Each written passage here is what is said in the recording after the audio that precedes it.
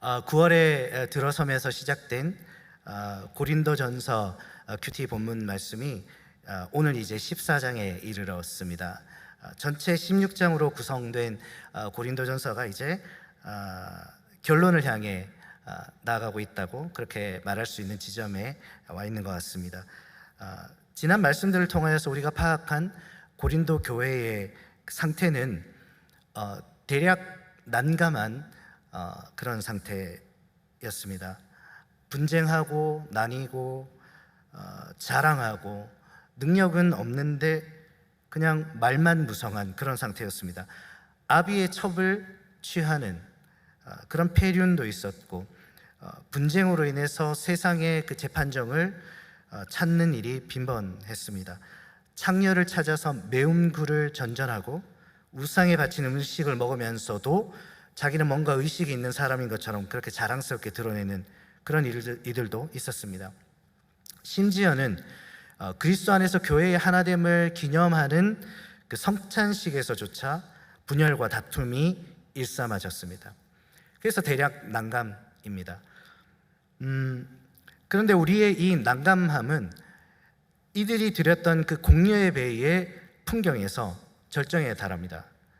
공예배 시간, 그 하나님께 예배하는 그 거룩한 시간에 성도들은 무질서하게 너도 나도 앞장서서 앞으로 나와서 방언을 남발합니다.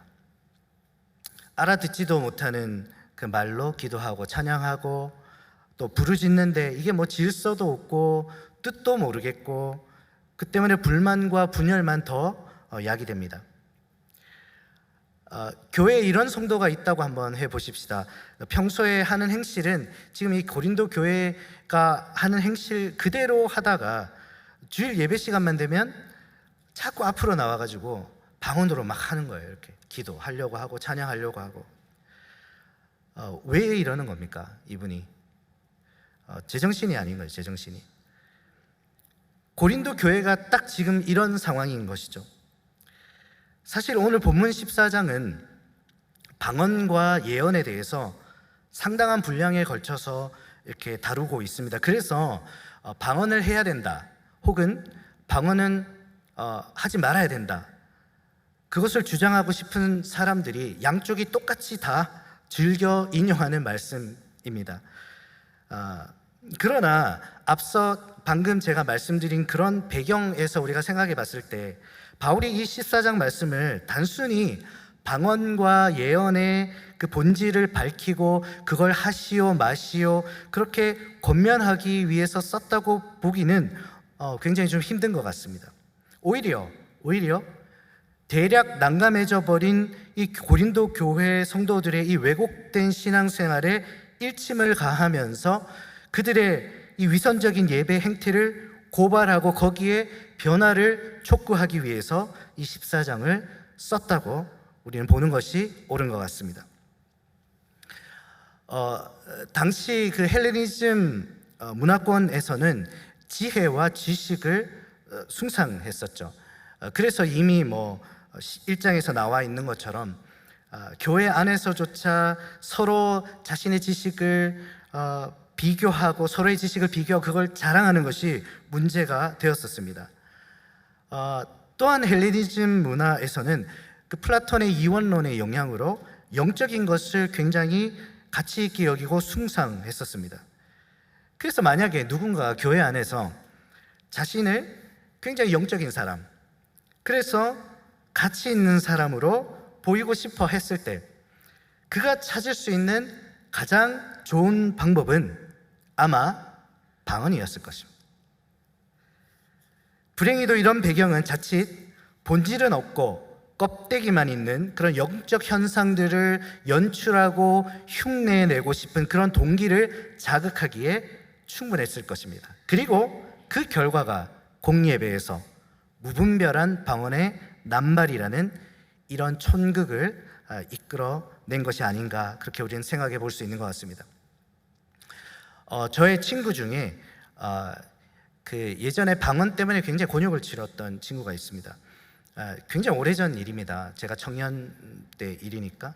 그 친구는 아주 큰 교회 청년부에 출석하는 친구였는데 어느 날 그 청년부의 그 부장 집사님이 소위 말해서 이제 기도원에 가셔서 성령을 받아오신 거예요.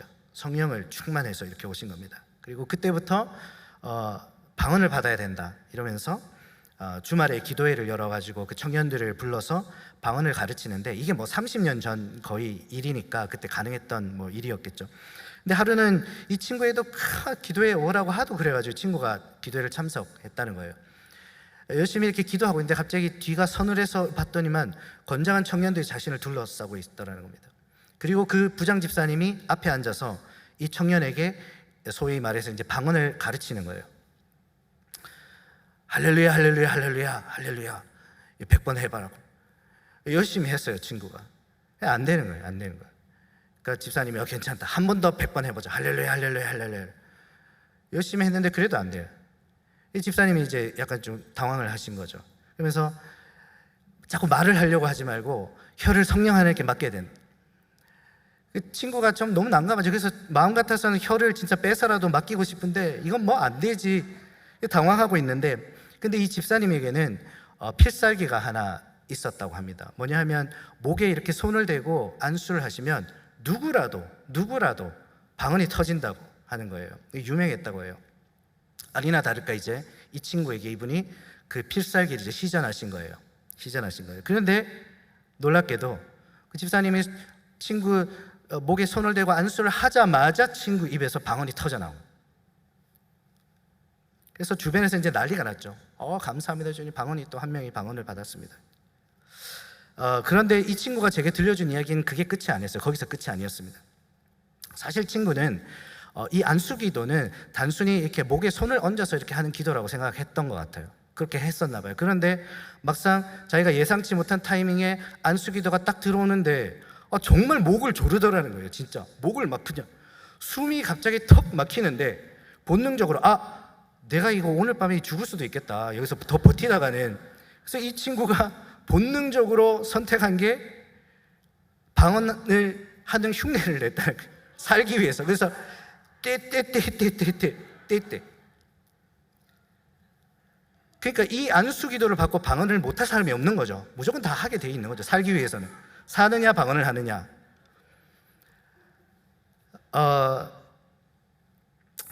그때부터 이 친구는 이제 떼떼떼떼 기도할 때마다 하는데, 이제 사람이 참 희한한 게, 왜 인간은 타인의 욕망을 욕망한다 이런 말이 있지 않습니까? 주변에서 자기가 방언한다고 다들 막 좋아하고 축하한다고 이러니까 그 사실대로 말하기가 너무 힘들더라는 거예요. 그래서 뜻도 모르고 의미도 알 수 없는 그 떼떼떼를 그때부터 기도할 때마다 뭐 따따따 하기도 하고 하다가 이게 뭔가 싶어가지고, 그러니까 이 모습이 그대로 그 고린도 교회 그 예배 모습이지 않았을까 뭐 그런 생각이 드는데, 그렇게 하다가 그 친구가 회의가 들어가지고 그 교회에서 나왔다는 그런 이야기가 있습니다. 오래된 이야기인데, 모든 방언이 이렇다는 건 절대 아닙니다. 제가 만약 그 이야기를 하고 있다면 성령님이 주시는 그 너무나 귀한 은사를 제가 폄하하는 거 아니겠습니까? 어찌 제가 그럴 수 있겠습니까? 하지만 이런 방법으로 소위 그 학습 방언이라는 그 방언을 하는 사람들도 절대로 적지 않다는 것이죠. 이렇게 학습을 하고 훈련을 해서까지 내가 반드시 방언하는 사람이 되어만 하는 그 이유가 지금 이 시대에도 있다면은, 영적인 것을 숭상하고 모두가 그것을 선망하는 그 시대에는 더 했으면 했지 덜하지는 않지 않았을까 하는 이야기를 하고 싶은 것이죠. 패 가르기를 좋아했던 고린도 교회 사람들은 틀림없이 방언파, 비방언파 이렇게 패를 나누었을 것이고 거기에 우열을 매겼을 것입니다. 스스로가 좀 더 우월한 성도로 보여지고 싶은 그 인간의 그 속물적인 그 동기는 너도 나도 공예배 중에 앞으로 뛰어나가서 방언을 하게끔 그들의 등을 떠밀었을 것입니다. 바울이 이런 사정을 몰랐을까요? 방언은 성령의 역사로 일어나는 것이죠. 그런데 그 방언의 결과로 교회 안에 질서를 잃어버리고 분열을 앓고 있다. 이게 어떻게 성령으로 말미암은 것이겠냔 말이죠. 그러나 이들에 대한 바울의 태도는 직설적이거나 결코 공격적이지 않습니다. 자칫 이 소중한 성령의 은사인 방언의 가치가 폄하될까 걱정했던지 바울은 방언을 금하는 대신에 오히려 그것을 권하면서 다만 통역의 은사를 함께 구해서 그 뜻을 알 수 있게 하라고 조건을 답니다. 그러니까 가짜 방언은 솎아내고, 그래서 공예배의 질서를 세우고, 진짜 방언은 그 내용을 통역해서 교회의 유익을 세우는 그 두 마리의 토끼를 다 잡은 것이죠. 그러면서 바울이 방언을 대신할 더 좋은 은사를 제시하면서 그들의 그 방언에 대한 지나친 그 집착을 우회시키고 좀 완화시키려고 하는데요. 방언보다 더 좋은 것이 있다. 예언을 해봐라. 이렇게 권면을 합니다. 근데 바로 이 지점에서 소위 말해 은사주의자들이 열광을 합니다. 열광하죠. 봐라. 바울이 방언도 해라, 통역도 해라, 예언도 해라 이렇게 말하지 않았나. 그러니까 예배에서 이런 게 나타나야 그게 진짜 예배 아닌가. 그들이 이 14장 말씀을 좋아하는 이유가 거기 있습니다. 그런데 여기서 바울이 제시하고 있는 그 예언은 그들이 기대하는 그런 예언과는 좀 많이 다른 것 같습니다. 바울은 자신이 제시한 예언의 성질을 다음과 같이 진술합니다. 3절입니다. 그러나 예언하는 자는 사람에게 말하여 덕을 세우며 권면하며 위로하는 것이요. 그러니까 덕을 세우고 권면하고 위로하기 위해서 하는 말이 예언이라는 것이죠. 뒤에 나오는 본문에서 벗어나지만 뒤에 나오는 19절에는 이 진술을 더욱 확장시킵니다. 19절 말씀. 그러나 교회에서 내가 남을 가르치기 위하여 깨달은 마음으로 5마디 말을 하는 것이 1만 마디 방언을 하는 것보다 나으니라. 방언은 14장 그 시작부터 끝까지 줄곧 방언과 예언을 대비시키면서 그의 진술을 이어가죠. 그러다가 갑자기 바로 19절 이 지점에서 예언이란 말 대신 남을 가르치기 위하여 깨달은 마음으로 5마디 말을 하는 것이라면서 명사구를 등장시킵니다. 그런데 이렇게 갑자기 튀어나온 이 말은 갑자기 만들어진 튀어나온 개념이 아니라 앞서 줄곧 방언의 그 대척점에서 언급되어 온 예언을 풀어서 표현한 것으로 볼 수 있다는 것이죠. 그래서 바울이 의미하는 예언은 미래의 일을 앞서 전하는 말이 아니라 진리를 깨달아 사람들 앞에서 전하는 말이라는 뜻으로 우리가 이해할 수가 있는 것입니다. 근데 이 지점에서 권위 있는 신학자의 말을 인용하면 여러분이 좀 더 도움이 될 수 있을 것 같아서 저명하신 우리 김세윤 교수님께서 그분의 그 강의 집에서 예언에 대해서 말씀하신 내용을 좀 소개해드리고 싶습니다. 이렇게 말씀하셨습니다. 신약 시대의 예언은 항상 미래를 예고하는 것만이 아니고 보다 포괄적인 가르침과 권변을 일컫는 말입니다. 현재 교회가 직면한 문제에 대해서 그리스도인들의 삶의 자세에 대해서 주어지는 가르침을 예언이라고 합니다. 특히 성경 강해를 예언이라고 합니다. 성경을 그리스도의 사건에 비추어 해석하고 오늘 교회의 상황과 성도의 삶에 적용해서 교훈을 얻고 위로하고 권면하고 방향을 제시하는 일체의 일들을 예언이라고 합니다. 따라서 당시 예언은 설교입니다.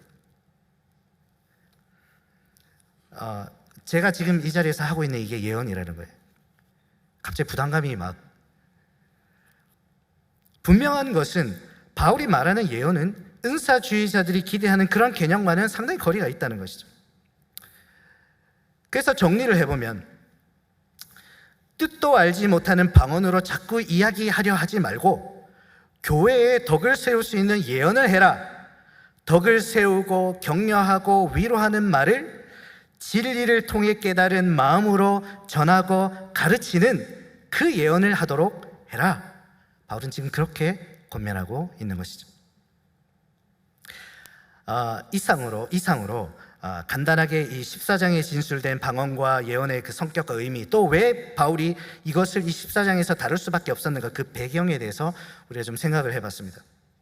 한 번 더 강조하고 싶은 것은 바울이 방언과 예언을 다룬 이유는 그것을 설명하고 권하기 위해서라기보다는 지금 대략 난감해져 버린 이 고린도 교회 성도들의 이 폐륜적인 일상과 뒤틀어진 그 신앙심과 오염된 공예배 행태를 바르게 하려는 의도에서 이것을 기록했다는 것입니다. 이것을 염두에 두고 우리는 계속 이 고린도전서를 읽어 나가야 될 줄 믿습니다.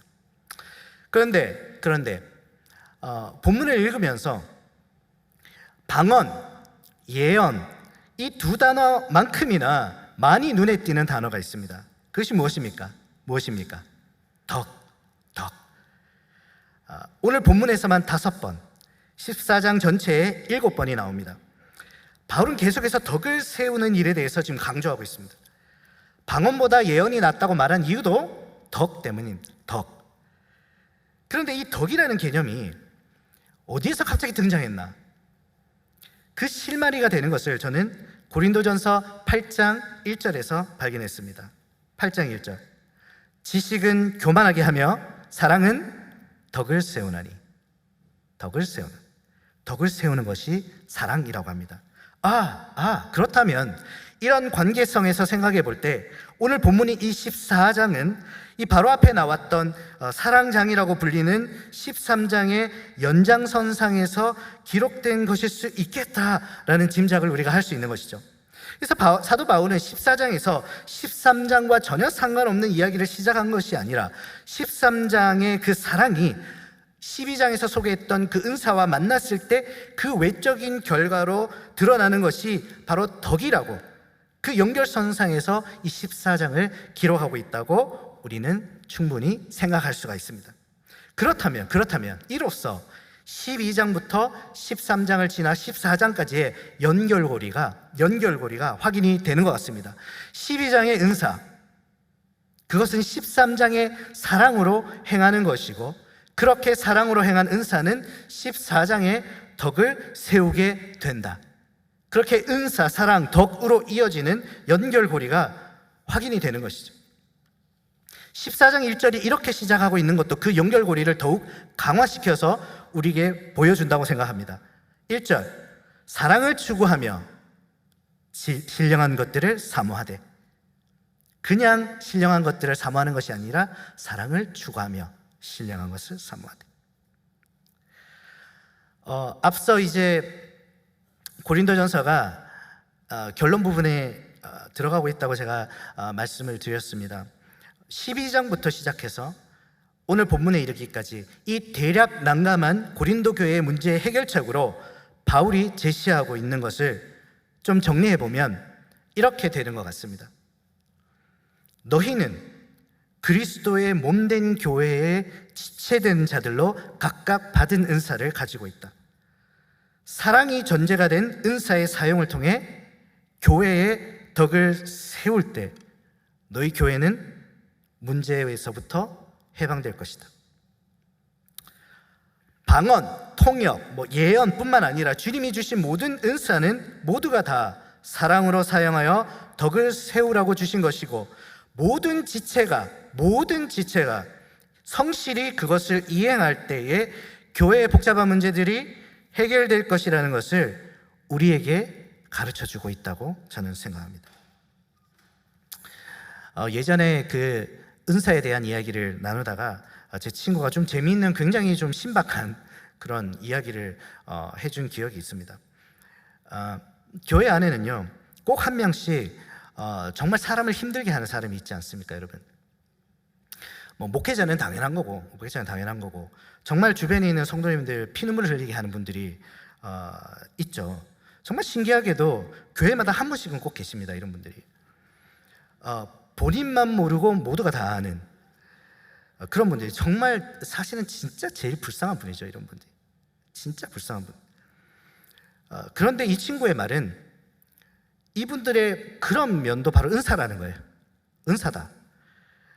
다만 그 은사를 발휘할 장소가 잘못됐다는 거예요. 교회마다 이런 분들을 이렇게 선발해가지고 특공대를 조직해야 된다. 그래서 신천지 같은 이단에 몰래 이렇게 흘려들여보내는. 그러면 그들이 침투에 들어가는 순간 그 지분은 그냥 공중분해 되는 거예요. 공중분해. 굉장히 창의적이죠. 무릎을 탁 쳤습니다. 그런데 그때 옆에 있던 다른 친구가 또 이런 이야기를 했어요. 그래도 아무리 그래도 그렇지, 아무리 신천지가 미워도 그렇지, 그게 사람이 할 짓이냐고. 그들이 흘릴 그 피눈물을 생각해 보라고. 예수 믿는 사람이 그렇게까지 할 일이냐고 이렇게 이야기하는데, 그것도 일리가 있다 이런 생각을 했어요. 그런데 이런 종류의 것이 어떻게 은사가 될 수 있겠습니까? 은사는 사랑으로 하는 것이고 그 결과 반드시 교회의 덕이 드러나야 하는 것입니다. 그래서 우리는 생각해 봐야 됩니다. 뭘 열심히 한다고 다 은사가 아닙니다. 내가 교회에서 뭔가 열심히 해요. 열심히 합니다. 너무 중요하게 생각해서 나의 대부분의 헌신이 거기 집중되어 있습니다. 거기 완전 꽂혀 있습니다. 그런데 그 열매로 과연 덕이 세워지고 있는가? 오히려 분쟁과 분열, 상처와 오해와 갈등을 낳고 있지는 않는가? 잘 돌아보셔야 되는 거예요. 그게 아무리 방언을 하는 것처럼 방언처럼 신령한 뭔가로 보인다 할지라도 그 열매로 덕과 위로와 그런 권면이 보이지 않는다면, 오히려 그 반대의 것들이 자꾸 보인다면 심각하게 좀 생각해 보셔야 돼요. 이 은사가 도대체 어디에서 온 것인지 심각하게 우리는 좀 생각해 봐야 된다고 생각합니다. 바울의 서신에는 항상 그리스도의 몸으로서의 그 교회론, 우리가 몸된 교회입니다. 그 교회론과 그 몸된 교회의 지체로서의 은사론이 항상 같이 등장합니다. 이 패턴은 고린도전서 12장에도, 그리고 에베소서 4장에도, 그리고 로마서 12장에도 보입니다. 그런데 그 중에 로마서 12장에서 굉장히 흥미로운 점이 발견됩니다. 로마서 12장은요, 우리에게 너무나 유명한 말씀으로 시작하고 있죠. 1절입니다. 1절. 그러므로 형제들아, 내가 하나님의 모든 자비하심으로 너희를 권하노니 너희 몸을 하나님의 기뻐하시는 거룩한 산 제물로 드리라. 이는 너희가 드릴 영적 예배니라. 그리고 곧바로 이어서 4절부터 그리스도의 몸으로서의 교회, 그리고 각 지체가 받은 은사에 대한 설명이 이어집니다. 여러분들은 이 말씀에서 우리가 드릴 영적 예배라고 정의한 그 우리 몸을 거룩한 산 제물로 드리는 것이 과연 무엇이라고 생각하십니까? 이 질문이 이해가 되셨습니까? 그러니까 어떻게 우리의 몸을 드리는 것이 영적 예배가 되느냐라는 것을 제가 여쭙고 있습니다. 왜 바울은 이 말씀을 한 이후에 즉시 교회의 지체론 그리고 은사론에 대해서 이야기한 것이겠습니까? 우리가 거룩한 산 제물로 드려지는 것은 교회를 위하여서 각자가 받은 그 은사를 사용하여 교회의 덕을 세우는 것임을 바울이 지금 이야기하고 있다고 저는 생각합니다. 받은 은사를 사용하여서 교회의 덕을 세우는 것, 그것이 거룩한 산 제물로 자신을 드리는 일이고, 그것이 바로 하나님께 드릴 영적 예배다라는 것이죠. 코로나 이후에 예배에 대한 논의가 뜨겁습니다. 예배에 대한 시간, 예배의 시간, 장소, 또 공간, 그건 어디까지 제한할 것이고 또 어디까지 허용할 것인가. 그런데 그런 논의의 내용을 좀 들여다보고 있으면 본질에서 한참 벗어난 이야기들만 하고 있죠. 전혀 상관없는 그런 접근 방식으로 알맹이 없는 그런 결론들만 막 억지스럽게 만들어냅니다. 우리가 드리는 예배가 정말 하나님이 받으시는 그 영적 예배인지 여러분 알고 싶으십니까? 그렇다면 이것만 확인하시면 됩니다. 이것만. 내가 예배하는 그 현장에서, 예배 현장에서 주님께 받은 은사들이 어떻게 교회의 덕을 세우는 일에 쓰임받고 있는가? 진리를 깨달은 마음으로 형제를 세우고 권면하고 위로하고 가르치는 일에 내가 예배하는 현장에서 어떻게 그것이 분명하게 드러나고 있는가? 이 질문에 비겁하지 않고 정말 정직하게 대면했을 때 스스로가 그 답을 찾을 수 있다고 생각합니다. 그래서 하나님께 영적 예배를 드리자, 이 말과 받은 은사로 교회의 덕을 세우자, 이 말은 이음동의어인 것이 분명하다는 사실을 우리는 주님 앞에 서는 그날까지 기억해야 될 줄 믿습니다. 목요일에 이제 저희 교회에서 새로운 유튜브 프로그램이 이제 런칭을 했죠. 보셨습니까? 큐티 카페 안 보셨나요? 보셨죠? 너무 잘 봤습니다. 너무 잘 봤습니다. 우리 조 목사님이 호스트 하시고, 이번 주에 게스트로 BYM의 그 저기 중등부 현 전도사님이 이제 게스트로 초대 손님으로 오셔서 이제 토크를 이제 해주셨는데 너무 재밌었어요. 저는 정말 정신을 잃고 봤습니다. 마지막에 그 진저브레드 하우스를 그 둘이서 사이좋게 이렇게 뜯어 드시는 모습을 보면서, 야, 정말 저 두 분 정말 대략 난감하다. 그래서 제가 막 빵 터졌던 그런 기억이 있는데, 그런데 다니엘 전도사님이 아버님 이야기를 들려주셨잖아요.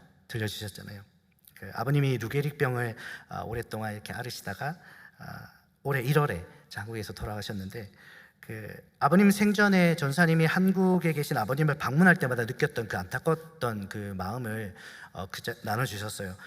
방문해서 아버님을 뵐 때마다 이쪽 팔이 굳어져 계시고, 그 다음에 가서 뵈면 그때는 이쪽 팔이 또 마비되어, 그 다음은 또 이쪽 손이, 이쪽 발이, 그렇게 점점 하나씩 몸이 굳어져 가시는 그 모습을 뵈면서 너무 마음이 아프셨다는 거죠.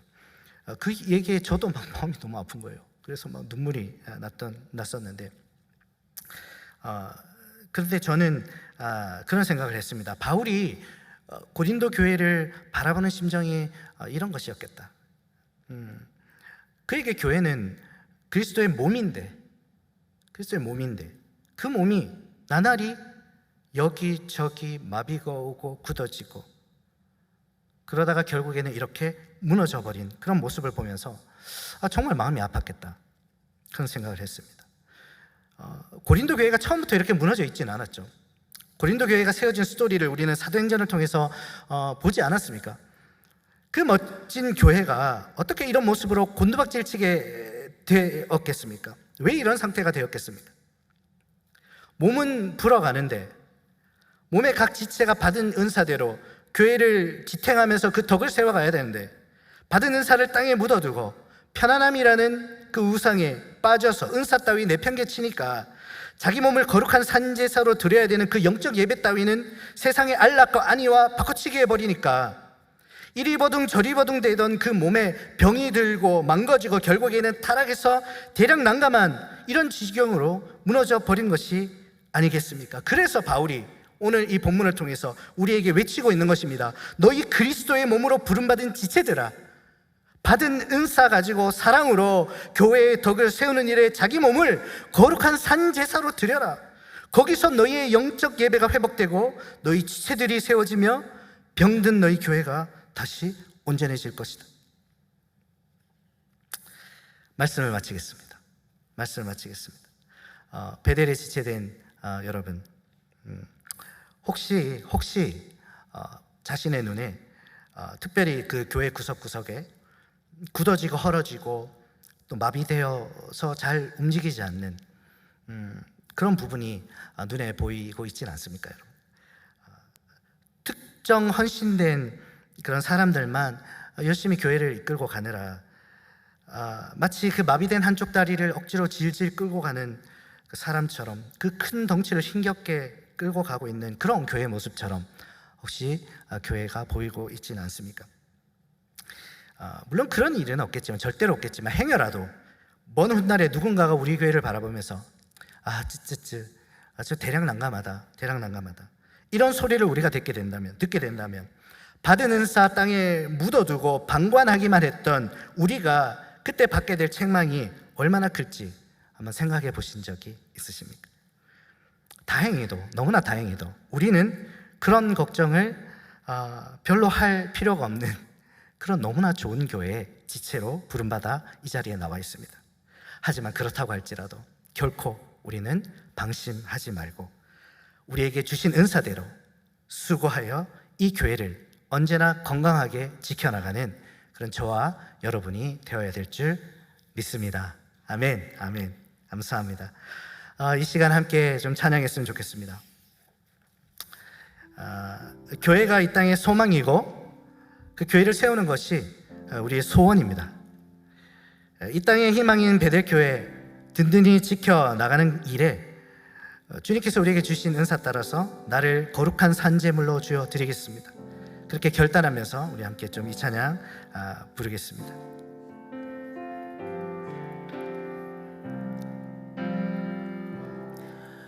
우리에게 소원이 하나인데 주님 다시 오실 그날까지 우리 가슴에 새긴 주의 십자가 사랑 나의 교회를 사랑케 하네. 교회를 향한 우리 마음, 교회를 향한 우리 마음, 희생과 포기와 가난과 고난, 하물며 죽음조차 우릴 막을 수 없네. 우리 교회는 이 땅에 임한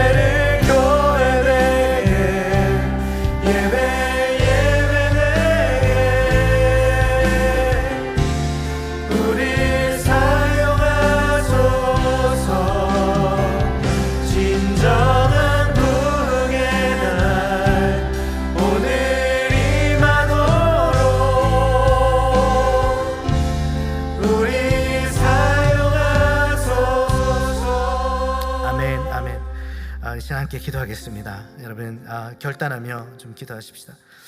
교회는 한두 사람이 잘해서 지켜지는 것이 아닙니다. 그리스도의 몸된 지체가 모두 그 받은 은사대로 수고하여 교회를 섬길 때 교회가 든든히 서는 것입니다. 이것이 교회를 건강하게 계속 지키는 일이고 무너져 버린 대략 난감한 그 교회를 다시 온전케 하는 길이기도 합니다. 그래서 바울이 부디 좀 그렇게 하라고 우리에게 오늘 말씀을 통해 가르치고 있는 것 아니겠습니까? 여러분이 예배하는 그 자리에서 받은 은사대로 교회의 덕을 세우는 일이 보여지고 있습니까? 나의 예배는 받은 은사대로 교회의 덕을 세우는 내가 거룩한 산제물로 드려지고 있는 그런 영적 예배로 드려지고 있습니까?